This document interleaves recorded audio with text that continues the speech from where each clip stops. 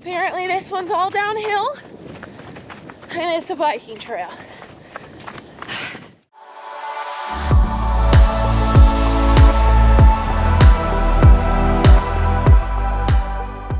Good morning and welcome back to Viz Vibe. I'm Evan Camille and I am here visiting family in Birmingham for the holiday season. Today I'm bringing you along and I wanted to talk about how I maintain some of the training rhythms I have in place for when I'm in Tucson, and how to just keep things a bit more consistent for my body and for my head. I think the two most common things that happen when you go on vacation or are just out of your element, out of your comfort zone, in a different place, in an unknown environment where you don't maybe know the schedule, is one, just saying, F it, I'm not running anymore, I'll just eat fudge and bonbons. And the other is to stress out about it and to be upset when you don't get in all your runs, or you have to miss out on one, or you have to cut one short. Because often when you're with other people or you're in an unfamiliar place, things can go awry. So I just wanted to talk about how I kind of work through those things and maintain some rhythm.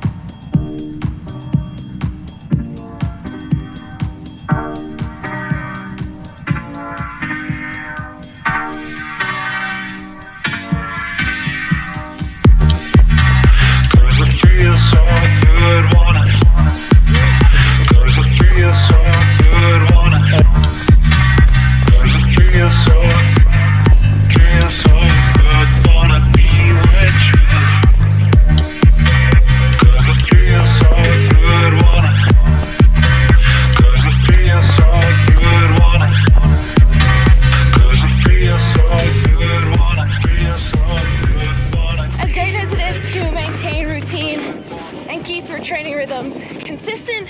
Oftentimes you also have to be adaptable. Like today, the plan was to go to the plane wreck and run about 10 miles on the ridge line. Pretty nice and easy. It was going to be decently flat, and that's just not the case. We ended up driving around for an extra 30 minutes trying to find the trailhead. Didn't find it, ended up at the wrong one. Here we are. Apparently this one's all downhill and it's a biking trail. And so I'm adapting. We're out of time to run 10 miles. So we'll probably end up doing about 5. And we'll see what kind of time I have this evening. If I'll have time to run a couple extra miles in the evening. And if not, those miles are gonna have to be pushed to another day. The thing about creating a routine is that it creates the known. And it's in the unknown that we get really stressed out. And oftentimes I have been really stressed out when I'm in an unfamiliar place or training isn't going exactly as scheduled. And part of sticking with a rhythm is maintaining that level of stress when you're at home in the known. And so a way you can do that and maintain, I guess, lack of stress is to be adaptable. To be adaptable to the environment that you're put in, because not every place has trails. To be adaptable to the time that you run, to what you're eating. That might look different too, but the main thing there is to not resist what's happening and just kind of go with it, because a week of training where you're still getting out there, you're still moving your feet, isn't gonna set you back that much. But either way, the goal is to remain even keel and not invite extra stress into your training.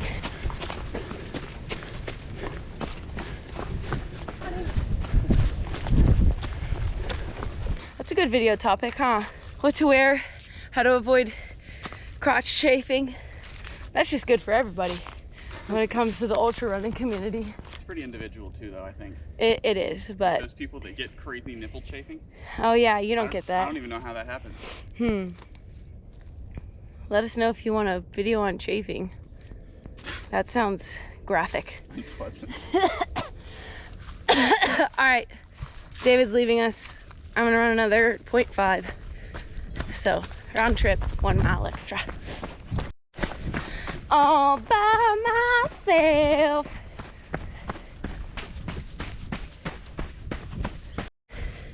Alrighty, so I'm at my turnaround point.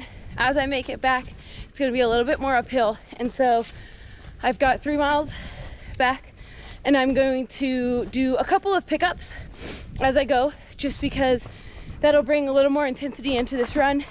It's not gonna equate to a 10-mile run, but it'll give me a little more effort today, like I was looking for that 10-mile run, just in case I don't have time to run this evening, which I'm probably not going to.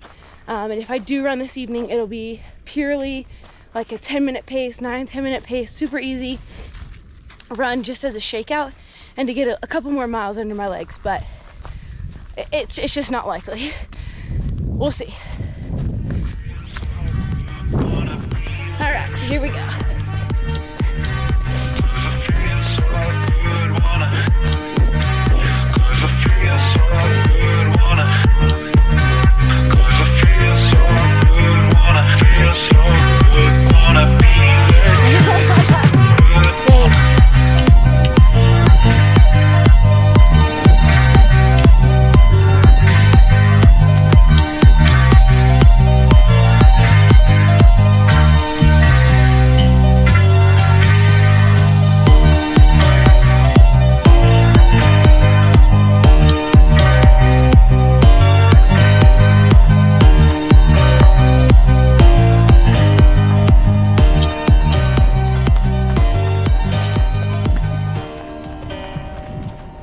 Okay, it's 10 o'clock, not ideal. We were hoping to be back sooner than that, but what are you gonna do? 6 miles with some pick-me-ups in it. That's about all for today.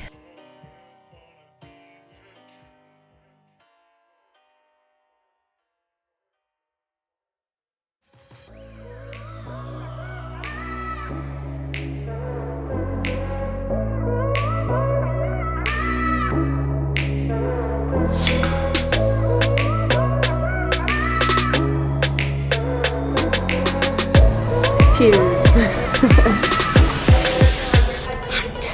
Good morning, and it is another day, another trail here in Birmingham.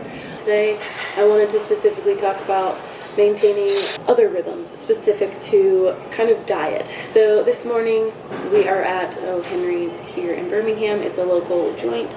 Not all hotel rooms or places have decaf coffee, and so it's fun for me to go out and enjoy the local coffee and experience a little bit of the flavor of the town with a fun coffee shop. This is how I start my morning in Tucson, and so it's pretty easy to translate to really anywhere, especially now. There's coffee everywhere. However, I've kind of dropped the ball with my food this morning. I don't have my muffins, and that's something I generally do have. And though we are at a coffee shop, folks, y'all know I am limited on what I can eat. So we're just gonna run and hope everything's all right.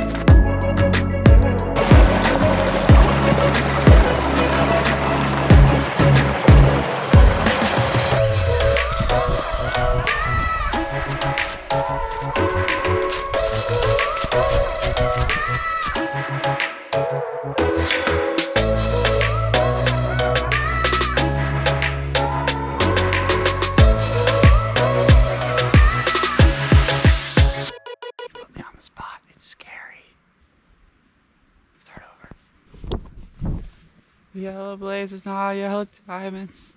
Okay, say it again. A little clearer and a little louder, sir. So it looks like we're gonna follow the yellow blazes, not the yellow diamonds. Was that so hard?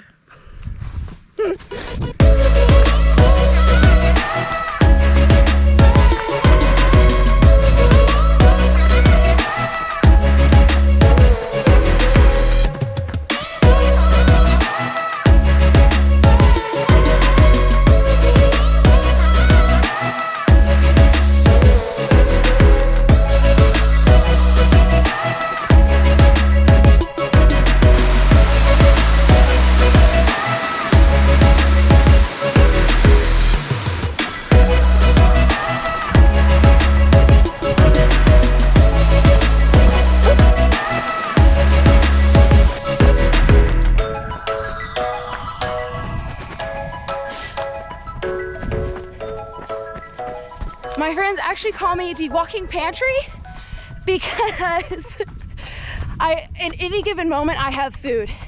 And generally I eat the same thing in the morning. I make these superhero muffins that are out of the Run Fast Eat Slow book by Shailene Flanagan. And I eat one of those every morning, either toasted with peanut butter or just plain. I eat that if I'm on the plane, if I'm traveling. However, I have been all over the place and therefore have not had time to cook a dozen or so. So we missed out on our breakfast this morning a little bit by choice. We weren't hungry when we started, but generally I like a coffee, and I put some almond milk in it today for some bit of sustenance. But I usually have a muffin alongside of that. We're not setting a good example today for that consistent rhythm. However, that is generally a tip that I would recommend. Just keeping your morning routine as consistent as possible to keep your body in that morning rhythm ready for your run. And we are back. So when I'm out traveling and whatnot, it's really easy, especially if I'm in a hotel, to just hit the treadmill. And oftentimes that's my only option. However, when I'm in a place like this where I know there's trails around, this was a 30-minute drive, we had a car, I really try and make the effort to find the trails and then go run on the trails. When it comes to keeping that rhythm, I like to train on the terrain that I'm running, and so this is my target terrain. So when I'm out and about, I'm looking for at least some form of the trail to run on. Finding trails and then going to the trails is often a bit more effort. 9 times out of 10, it's totally worth the effort. So I have to remind myself that it'll be worth it once I get there, even if it's cold and rainy. Luckily, we didn't get rained on today, but you know. We have had a fabulous day. Running, paddleboarding, opening presents, building gingerbread houses, but it is now time to go to bed. And as you probably already know, one of the most important parts of training is maintaining a sleep schedule and mostly getting your sleep. There's a couple ways to do this. I'm a flight attendant, so I am up at weird times. My first go-to option for maintaining a sleep schedule is basically just sleep when I'm tired and get up when I've slept enough, and that's just kind of listening to my body. That is not always an option, especially if you're with family or you're operating in the human world that we live in.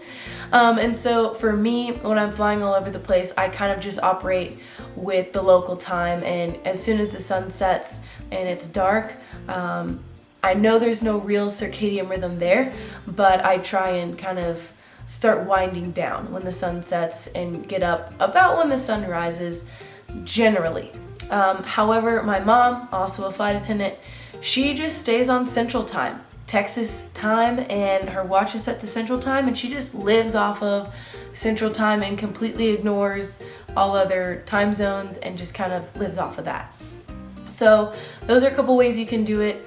Also just kind of guarding the time around going to bed if you're with family or you're with friends, making that known like, hey folks, I gotta go to bed early tonight. But I think the main thing here is just to get enough sleep. And again, I'm not gonna stress about the lack of sleep I get or being out of rhythm. It's just getting the necessary sleep and doing my very best to be in bed at a reasonable time. So yeah, we're gonna go to bed now and probably wake up in Houston tomorrow. One day we down.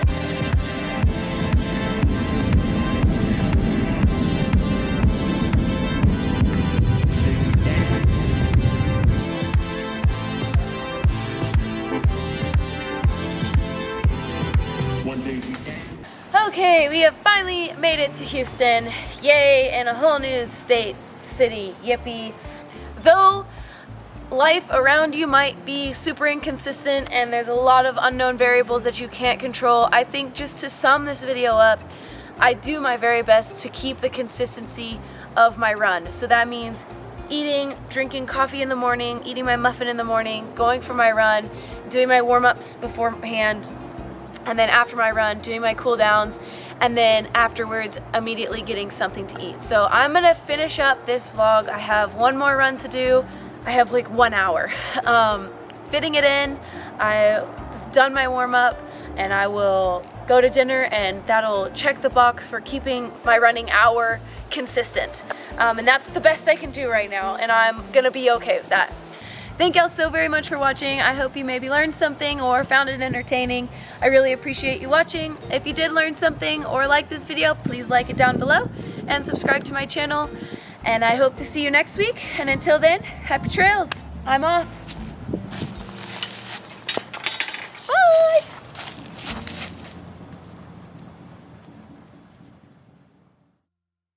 Acorns roasting on an open fire. That's all I got. What did I say? Acorns? Pine cones roasting on an open fire. They're not acorns and there is no open fire. So this is not accurate.